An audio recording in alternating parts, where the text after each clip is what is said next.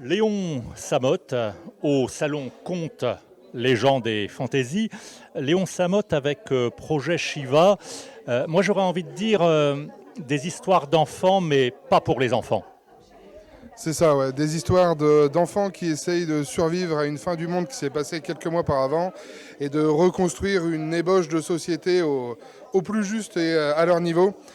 Et du coup, voilà, des romans avec des enfants, mais des romans noirs qui donnent la pêche.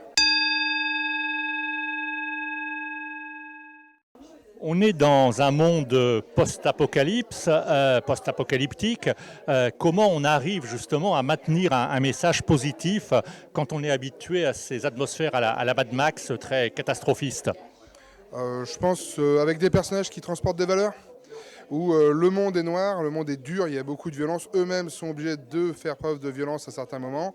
Mais si tu gardes des bonnes valeurs et que c'est celles-là que tu vas pousser en avant dans la création de ce petit monde que tu fais, forcément tu arriveras à quelque chose de beaucoup plus optimiste et de positif.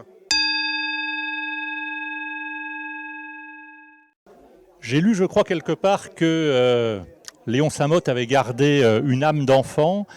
C'est nécessaire pour ce genre d'écriture? Alors nécessaire, je sais pas, mais en tout cas ça aide, je pense. Non, non, moi j'ai gardé une âme d'enfant.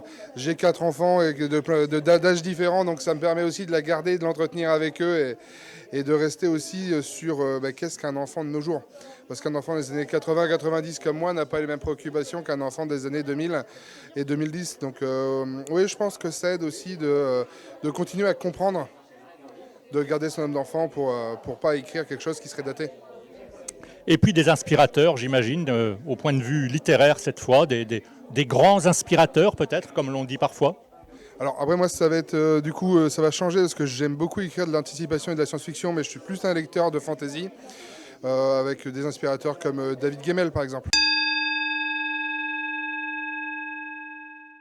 qui va vraiment cette littérature qui va être assez directe, assez bourrine par moments, assez souvent noire, mais de la fantaisie inspirante et qui sait créer des personnages et qui sait vraiment mettre en avant des personnes et des actions. Léon Samotte et ses récits post-apocalypse au salon Contes, légendes et fantaisie.